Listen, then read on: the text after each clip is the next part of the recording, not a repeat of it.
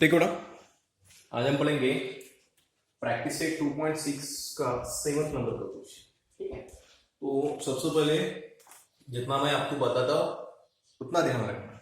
ठीक है, तो देखो थोड़ा सा बेसिक लेंगे उसका।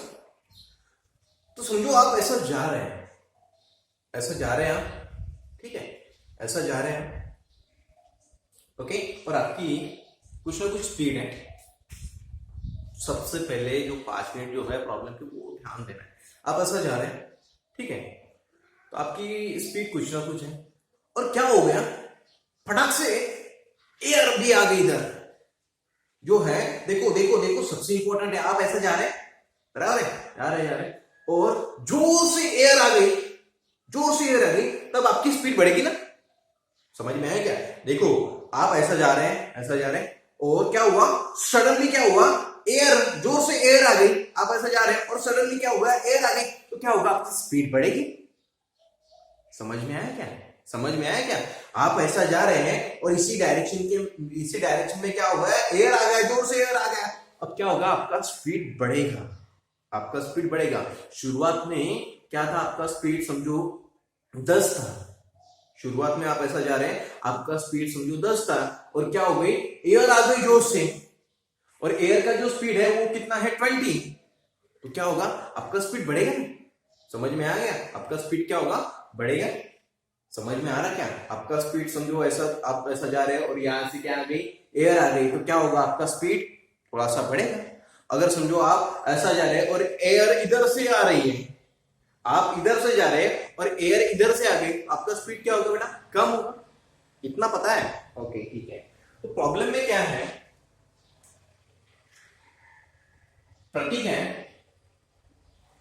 देखो, और याद हो बेटा, बोट का स्टिल वाटर में स्पीड दिया है 12 kilometre per our. Still water है ना, स्टेडी वाटर, ठीक है। स्टेडी यानी बर्तन में अगर ये है वाटर है, वो क्या फ्लो होता है कि इधर उधर नहीं, वो स्टेडी रहता है। तो उसमें दिया है 12 किलोमीटर पर आवर, बराबर है।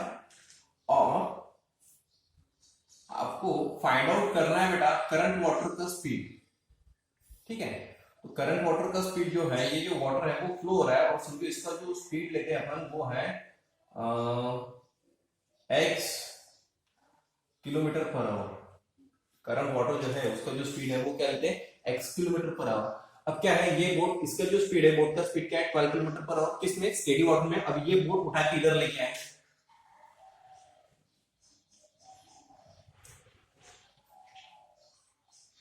इसका speed 12 kilometre per our, steady water में 12 किलोमीटर में था ना। अब देखो समझो बोट इधर जा रही है और वाटर भी जो है, वाटर का फ्लोइंग भी इधर है, तो इसका स्पीड बढ़ेगा। तो इसका स्पीड क्या रहेगा, ये स्पीड प्लस ये स्पीड। समझ में आया क्या? बोट का स्पीड, स्टेडी वाटर में बोट का स्पीड क्या था, 12, और करंट वाटर का जो स्पीड है वो क्या है बेटा, x। अब वाटर भी इधर फ्लो हो रहा है और बोट भी इधर ही जा रही है, तो जो है, जो बोट का जो फाइनल स्पीड रहेगा वो क्या रहेगा बेटा, ये स्पीड 12 प्लस वाटर का speed x kilometre per our. समझ में आया क्या बेटा? ओके, ऐसा होगा ना। और ये डिस्टेंस दिया है बेटा, यहां से आगे जो डिस्टेंस दिया है वो कितना है, 36 किलोमीटर। यहां से आगे जो डिस्टेंस दिया है वो कितना है, 36 किलोमीटर। ठीक है, तो देखो आपको स्पीड मिल गई। समझ में आया क्या? इसमें बोट की स्पीड क्या थी, 12। जो करंट वाटर की स्पीड क्या थी, अजूम की अपन ने x kilometre per our. Water भी इधर जा रहा है और बोट भी इधर ही जा रही है, तो बोट की जो फाइनल स्पीड रहेगी वो क्या रहेगी, बढ़ेगी 12 plus x kilometre per our. ठीक है, तो स्पीड क्या रहेगी, 12 plus x kilometre per our. ठीक है, डिस्टेंस कितना बेटा, 36 किलोमीटर। तो टाइम क्या आएगा, तो टाइम आपको पता है, एक फॉर्मूला है, speed is equal to distance upon time. ठीक है, तो क्या आएगा बेटा, टाइम इज इक्वल टू, ये टाइम निकालना है ना, तो टाइम एक ही तरफ देखना पड़ेगा, ये स्पीड इधर लेके, ठीक है। तो time is equal to distance, distance कितना है, डिस्टेंस है 36 और स्पीड कितना है बेटा 12 प्लस एक्स, ठीक है 12 प्लस एक्स, ओके।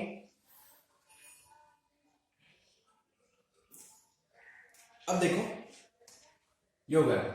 अब सेकंड कंडीशन,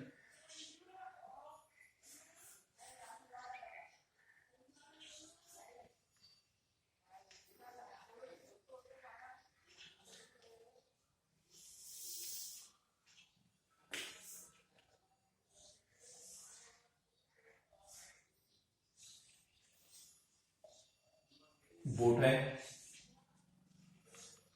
ठीक है, बोट की स्पीड 12 किलोमीटर पर आवर और बोट जा रही है इस डायरेक्शन में, ओके। तो देखो यहां से आप जा रहे हो और यहां तक पहुंच गए, ठीक है, और यहां से आपको इधर आना है, ठीक है। तो ऐसा फ्लो होते होते आप यहां तक पहुंच गए और क्या करना है आपको, इधर जाना है। अभी ए से बी तक गए, ए से चालू किया था बी तक गए, अब क्या करना है आपको, इस बी से अपनी जगह वापस आना है, यानी ए तक आना है आपको, समझिए इधर आना है। बोट की स्पीड क्या है बेटा 12 किलोमीटर पर आवर, ठीक है। अब देखो बोट इधर, आपको इधर जाना है, अब ऐसा थोड़ी ना होगा जिस साइड जाना है उसी डायरेक्शन में जो है वो वाटर का फ्लो रहेगा, फ्लो तो वही है बराबर है। अगर वाटर, अगर समझो आप समझो जो है नदी जो है इस डायरेक्शन में जा रही है, ठीक है, अगर समझो आप इस डायरेक्शन में आ रहे तो नदी की ऐसी बहेगी कि उल्टी बहेगी क्या, नहीं ना। तो देखो जो है वो जो करंट वाटर जो है उसका जो डायरेक्शन है वो यही है, समझ में आया क्या, उसका डायरेक्शन जो है करंट वाटर का वो यही है और उसका स्पीड भी वही है। देखो बेटा आप ऐसा जा रहे हैं और एयर इधर से, आपको बहुत बार होता है ऐसा, टू व्हीलर से जाते हो क्या होता है, अब स्पीड बढ़ाते हो, अगर एयर जो अगर समझो अपोजिट डायरेक्शन में तो वो आगे जाता ही नहीं, वो उतना स्पीड, उसकी स्पीड कम होती है, आप स्पीड बढ़ाते हो बराबर है।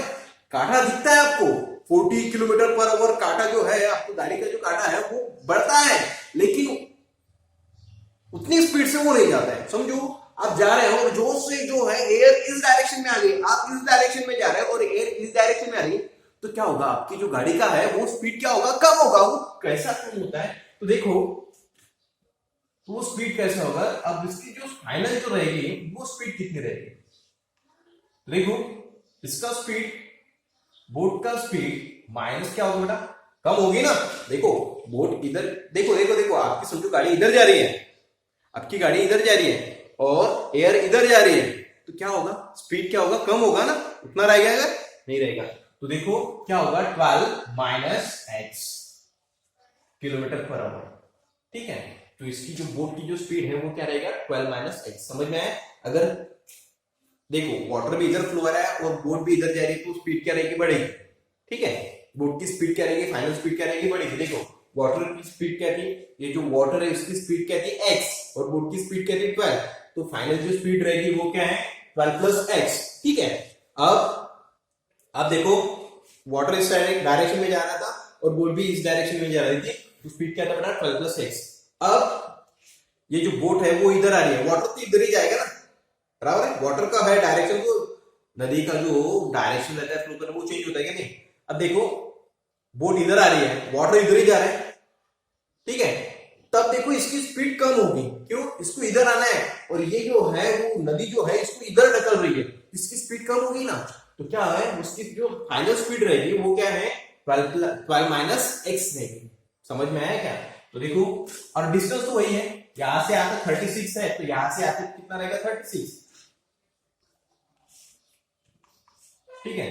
देखो बेटा स्पीड ये समझ में आएगा 12 माइनस एक्स, 12 माइनस एक्स क्यों लिया, नदी इधर जा रही है और उसको इधर आना है, तो इसको जो है उसकी जो फाइनल स्पीड है वो कम रहेगी, क्यों, इसको इधर आना है और ये नदी है वो इसको इधर ढकल रही है और इसको इधर आना है बराबर है, उसकी स्पीड क्या होगी, कम होगी ना, 12 minus x.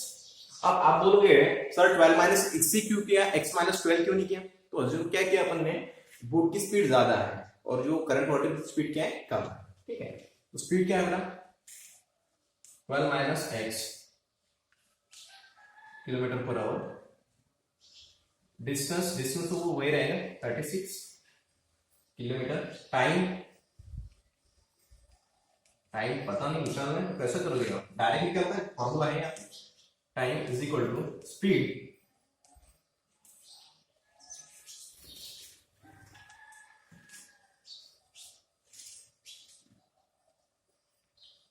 Distance upon speed. तो डिस्टेंस डिस्टेंस कितना 36 और स्पीड कितना था 12 माइनस एक्स। समझ में?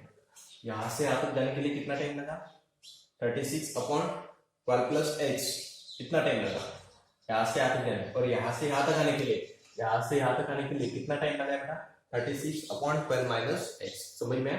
अब देखो क्वेश्चन में दिया है, टोटल टाइम दिया है वो कितना 8 आवर।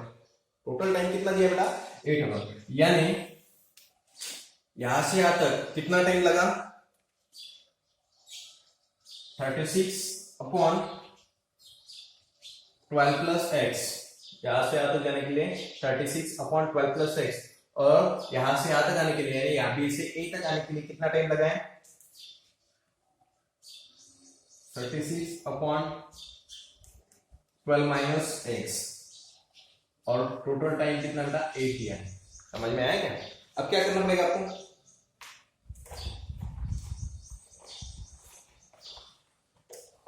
अब सॉल्व करना पड़ेगा। ठीक है, समझ में आया क्या? ये समझ में आएगा सबसे पहले वो देखो, ठीक है, उसको बार बार देखो। ओके, अब क्या करना पड़ेगा, क्रॉस मल्टीप्लीकेशन 36, ये समझ में आया, ये रफ कर दो, अभी जगह नहीं अपने पास, ये समझ में, इसका स्क्रीनशॉट निकाल के रखो। हाँ ठीक है,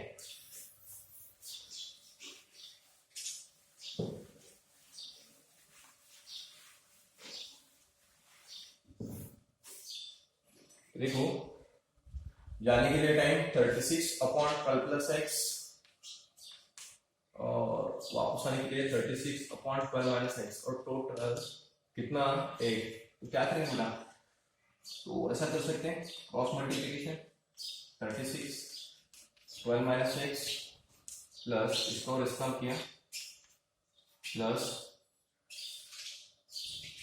इसका मल्टीप्लिकेशन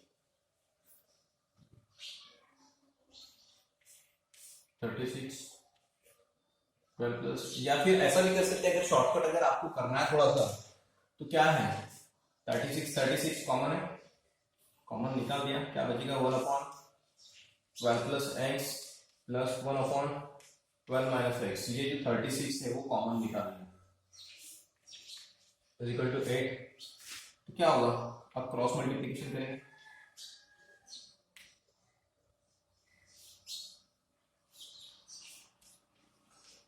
ट्वेल्व माइनस एक्स, 1 से इसको मल्टीप्लाई है प्लस 12 प्लस एक्स।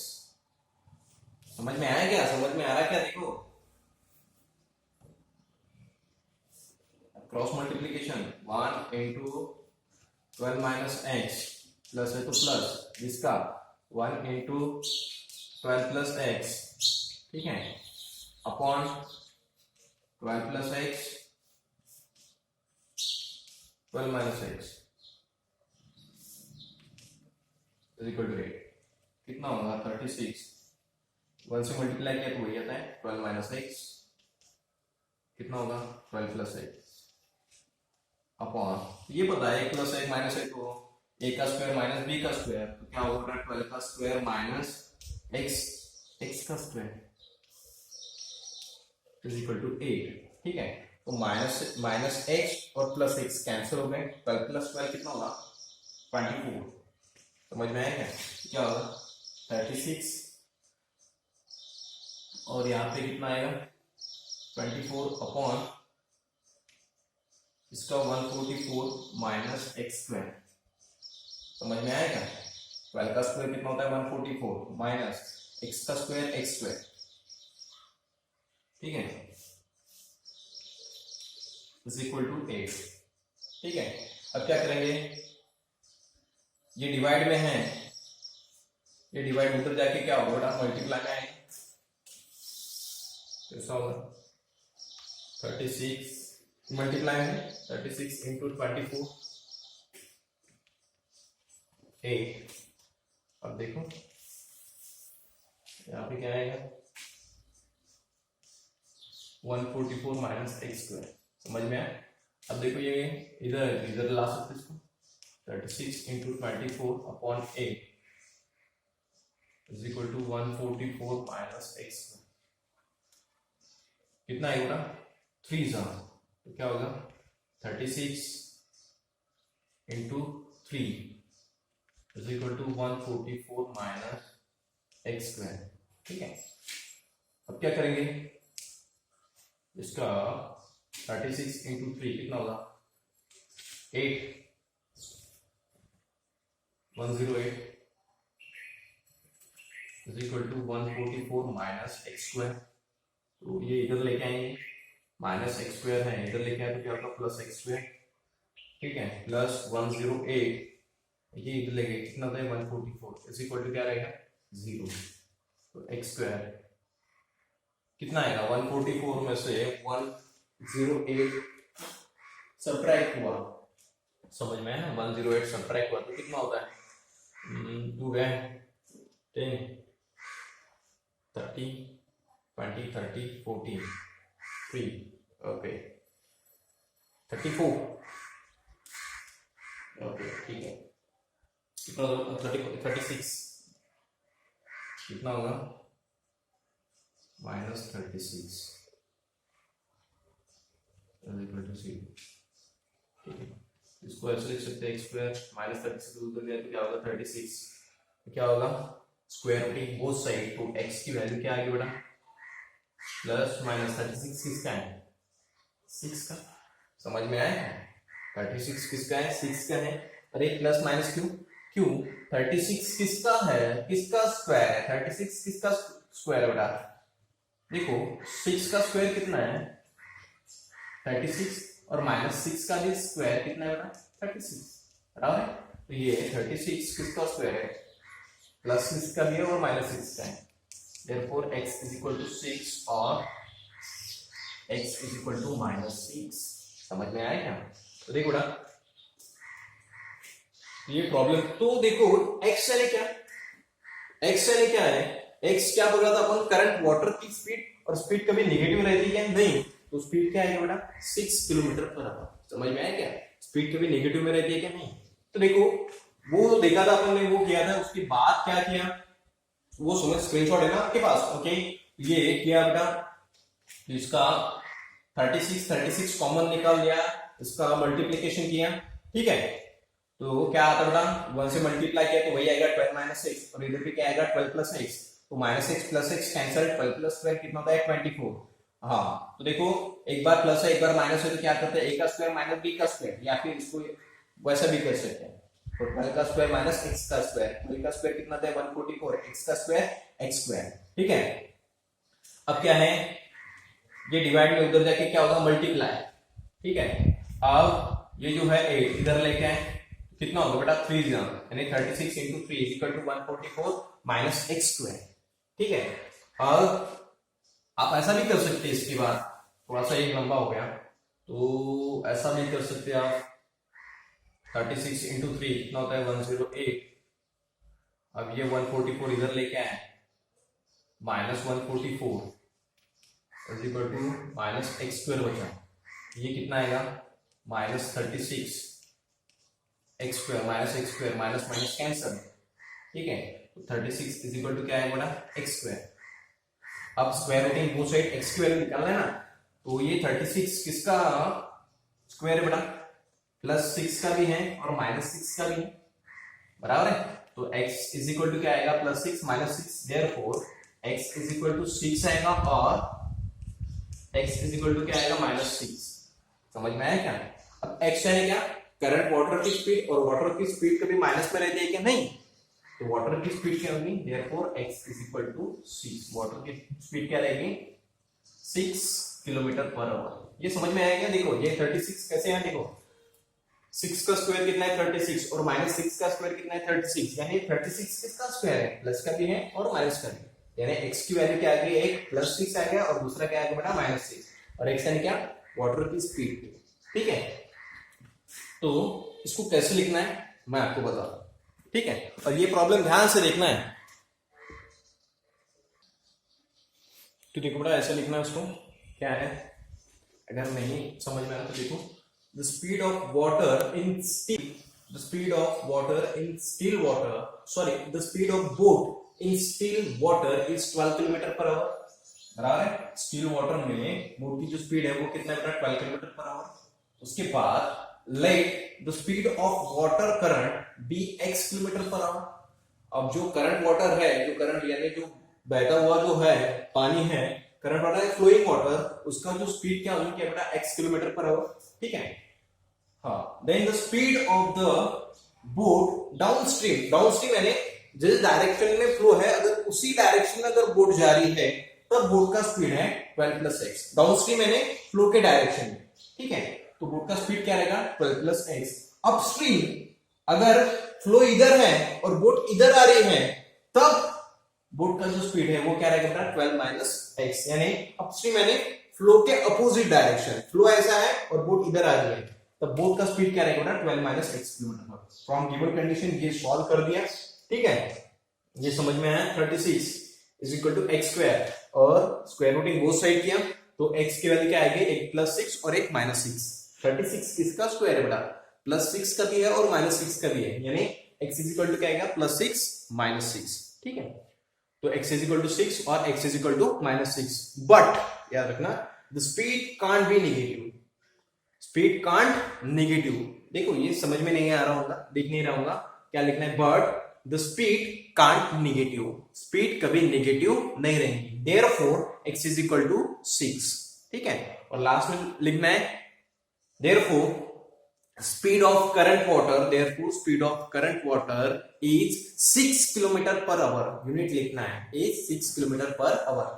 अब मैंने जो फर्स्ट डायग्राम निकाल के दिए थे ना, ऐसे बोर्ड की डायग्राम निकाल के दिए थे, ये वो ऐसे जो है वो डायग्राम ये जो दिख रहे हैं इसके पहले निकाल देना है, आपकी समझने के लिए है, बोर्ड के एग्जाम में नहीं करना है वैसा, लेकिन वो आपके समझ, इधर जा रही है उधर जा रही है ऐसा, वो आपके समझने के लिए है, तो वो डायग्राम निकाल लेना है। ठीक है, ओके,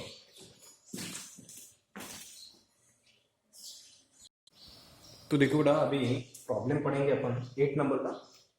ठीक है, तो थोड़ा सा जो बताता हूं वो 2 मिनट दिमाग में रखना है। ठीक है, समझो कुछ भी काम है आपको, वो काम करने के लिए समझो 5 डेज लगते हैं, कितने 5, एक जो काम आपको कौन सा भी काम है वो काम करने के लिए आपको 5 दिन लगते हैं, तो एक दिन में आप कितना काम करोगे, एक दिन में आप कितना काम करोगे 1/5, बराबर। अगर आपको पूछा 2 दिन में आपने कितना काम किया तो कितना आएगा बेटा 2/5, 3 दिन में कितना किया तो 3/5, बराबर है, 4 दिन में कितना किया तो 4/5, और 5 दिन में कितना किया 5/5, यानी एक कंप्लीट काम हो जाएगा 5/5 यानी 1, एक काम हो गया, एक कंप्लीट काम कर दिया आपने, बराबर है।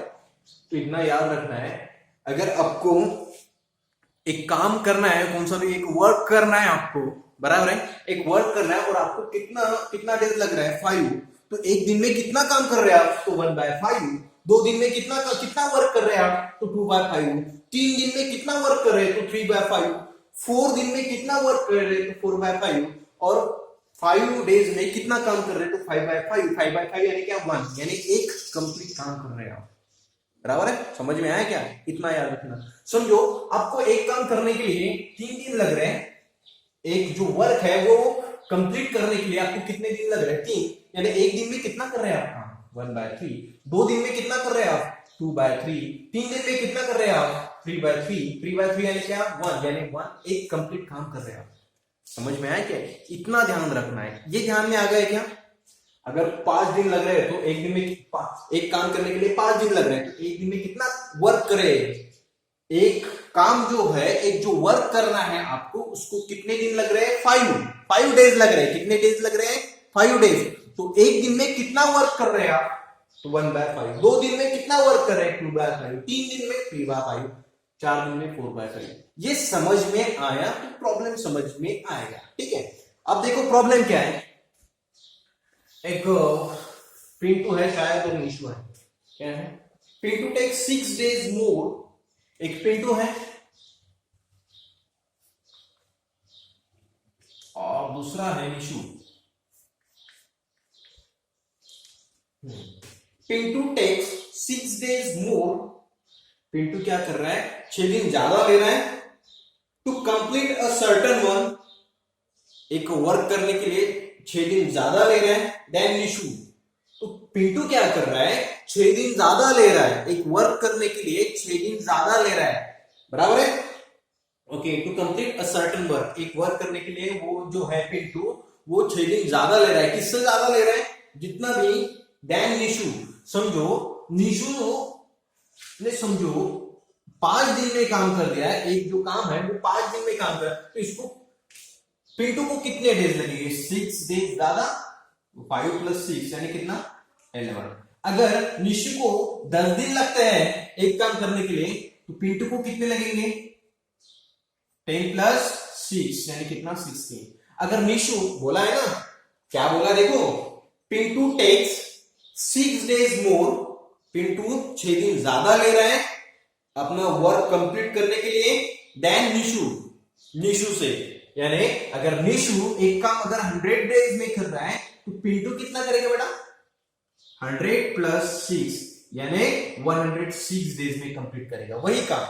अब आपको दिया है कि निशु कितने दिन में वर्क कर रहा है, नहीं तो निशु समझो, निशु को एक वर्क करने के लिए x डेज लगे। निशु एक वर्क कर रहा है और उसको कितने डेज लगे बेटा? x, बराबर है? तो पिंटू को कितना लगेगा? 6 ज्यादा यानी x + 6, बराबर है? समझ में आया क्या? समझ में आया क्या? ओके, इतना समझ में आया? तो निशु को कितना टाइम लग रहा है एक वर्क करना है, तो x डेज लग रहे हैं, और पिंटू को वही काम करने के लिए कितना? 6 से ज्यादा यानी x + 6, बराबर? ओके, ठीक है ना? ये x क्या है बेटा? डेज। ये डेज है ना, ये भी क्या है? x + 6, ये भी डेज है ना। मैंने अभी बोला था अगर एक काम कर आप 5 दिन में कर रहे हो, तो एक दिन में कितना काम कर रहे हैं? 1/5। ठीक है, अगर x डेज में, अब देखो तो पूरा जो कंप्लीट काम है वो करने के लिए कितने दिन लग रहे हैं उसको? x। तो एक दिन में कितना करेगा वो काम?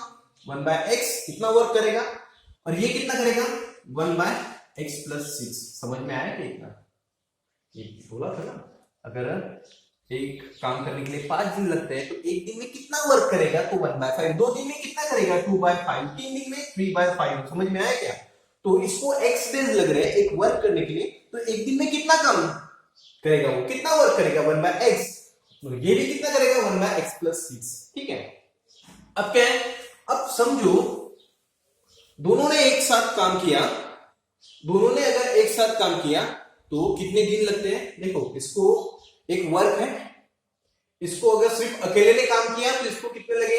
x days. इसने अकेले ने काम किया तो कितने लगे? x + 6 days.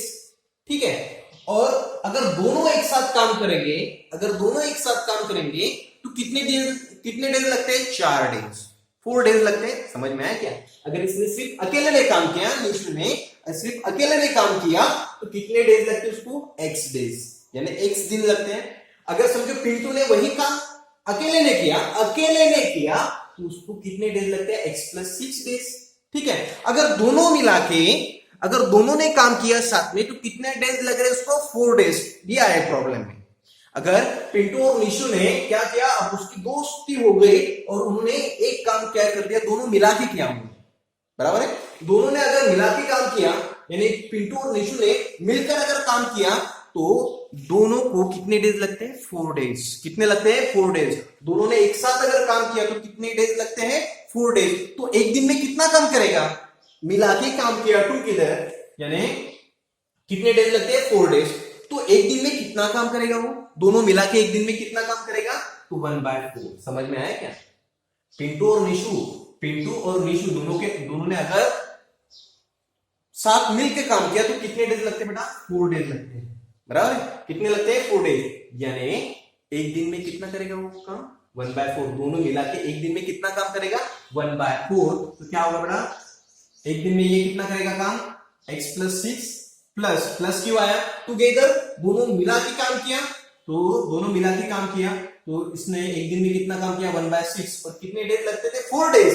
यानी एक दिन में कितना काम करेगा बेटा, 1/4। समझ में आया कि देखो कैसा है, देखो वो समझ में आया ना। अगर 5 है, 5 डेज लगते हैं तो एक दिन में कितना, 1/5। ठीक है, इसको x + 6 डेज लगते हैं, यानी एक दिन में कितना करेगा, x + 6, ये 1/x इतना काम करेगा।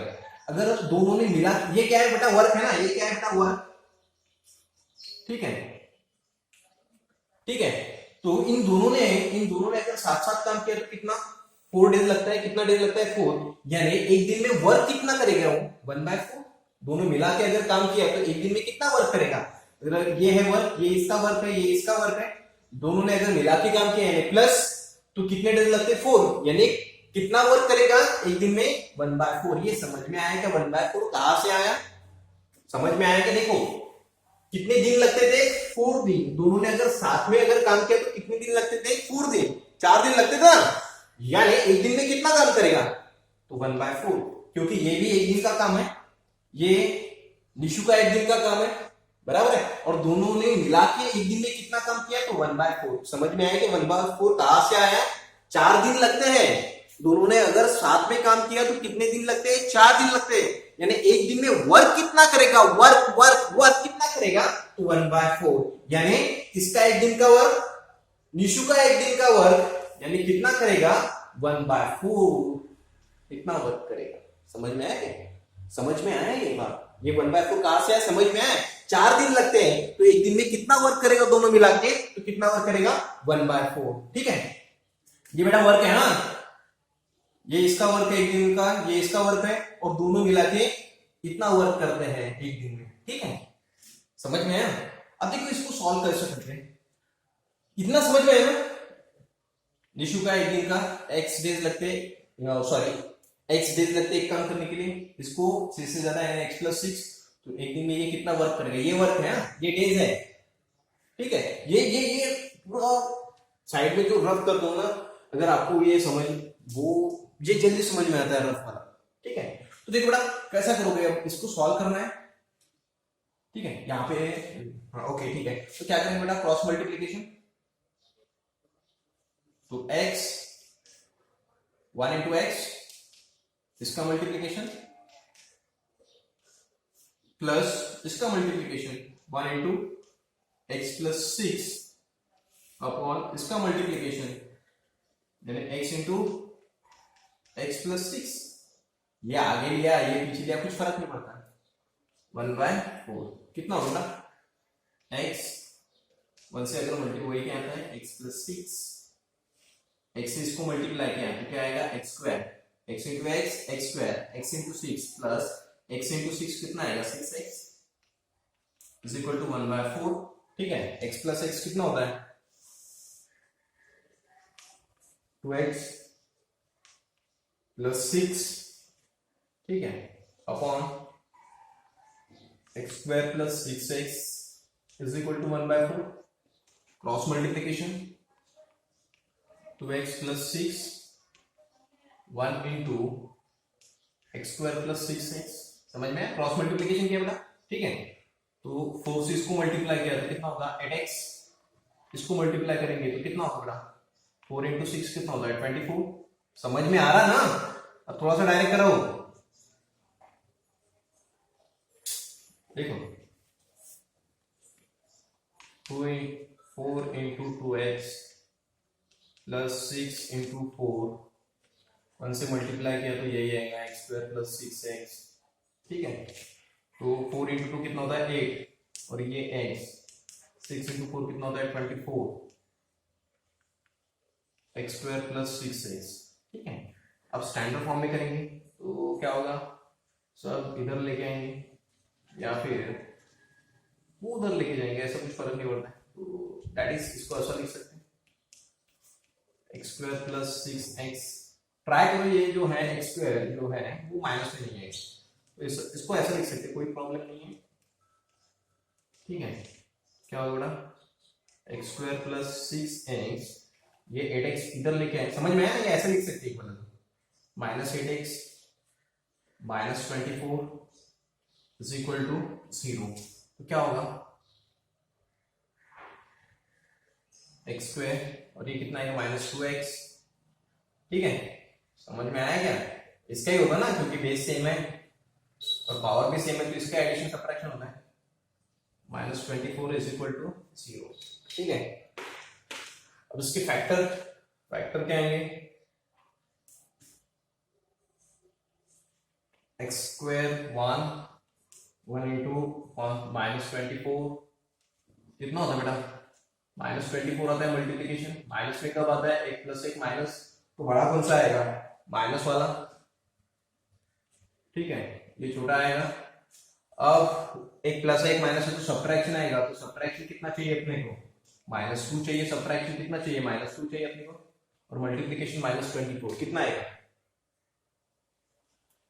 6 और 4 बराबर, 6 4 इंटू -6 कितना होता है बेटा, -24 आ गया, और 4 -6 कितना होता है बेटा, -2 आ गया। ठीक है ना, आया ना।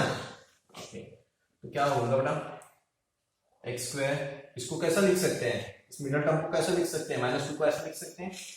देखो देखो देखो देखो देखो, ये माइनस साइन नहीं ले रहा मैं, इसके साइन लेते हैं। -2 को कैसा लिख सकते हैं, तो इसका साइन क्या है, plus 4x minus 6x minus 24 is equal to 0। ठीक है, तो क्या निकलता है कॉमन, x क्या आएगा बेटा, x प्लस 4, आग बंद करके इधर भी क्या आएगा, x प्लस 4। ठीक है, अब यहाँ पे क्या है, -6 दिख रहा है, -6 आने के लिए यहाँ पे 1 है ना, -6 आने के लिए -6 से मल्टीप्लाई करना पड़ेगा ना। ठीक है, तो क्या होगा, x प्लस 4, ये कॉमन निकाल लिया, x minus 6 is equal to 0। ठीक है, बाकी का इधर लिखता हूं, तो क्या होगा, therefore x plus 4 is equal to 0 और x minus 6 is equal to 0। तो x क्या आएगा बेटा, -4 और x क्या आएगा, -6, उधर क्या आएगा 6। देयरफॉर x यानी क्या था, डेज, और डेज कभी माइनस में रहते हैं क्या, नहीं, तो क्या आएगा, therefore x is equal to 6। तो कितने, क्या पूछा है आपको, क्या पूछा है, how many days would each take to complete that the work if they work alone। okay, तो x यानी क्या बेटा, ये जो निशु है वो कितने डेज में काम कर रहा है, तो निशु x की वैल्यू क्या है 6, यानी ये कितने डेज में काम करेगा, 6 डेज में, बराबर। और ये P2 जो है वो कितने दिन में, तो देखो बेटा x की वैल्यू क्या है बेटा 6 प्लस ये क्या है 6 प्लस 6 कितना है 12। तो P2 को कितने डेज लगेंगे 12, और निशु को कितने डेज लगेंगे 6। देखो अभी कैसा था। ठीक है, तो क्या था बेटा, प्रॉब्लम क्या था, समझो, डेज, ये डेज थे। ठीक है, पिंटू को कितना, एक काम करने के लिए वो क्या कर रहे हैं, जितना भी निशु को जितने भी डेज लग रहे हैं उससे 6 दिन ज्यादा लगते हैं। तो निशु को कितने डेज लगते हैं वो पता नहीं, तो निशु को x लिया तो इसको कितना है, 6 दिन ज्यादा, x प्लस 6। ठीक है, अब देखो एक दिन में ये कितना काम करेगा, तो 1/x प्लस 6, ये तो समझ में आया होगा ना। ये कितना काम करेगा, 1/x, दोनों मिला के कितने दिन लगते हैं 4, यानी दोनों मिला के कितना वर्क करेंगे 1/4 वर्क। समझ में आया क्या, 1/4 4 दिन लगते हैं, यानी एक दिन में कितना वर्क करेगा 1/4। ठीक है, तो देखो ना, इसको क्रॉस मल्टीप्लिकेशन किया, ये सॉल्व किया। ठीक है, और x की वैल्यू क्या आ गई 6, ये दोबारा देखना है वो। ठीक है, इसको कैसा लिखते हैं मैं आपको बताऊं।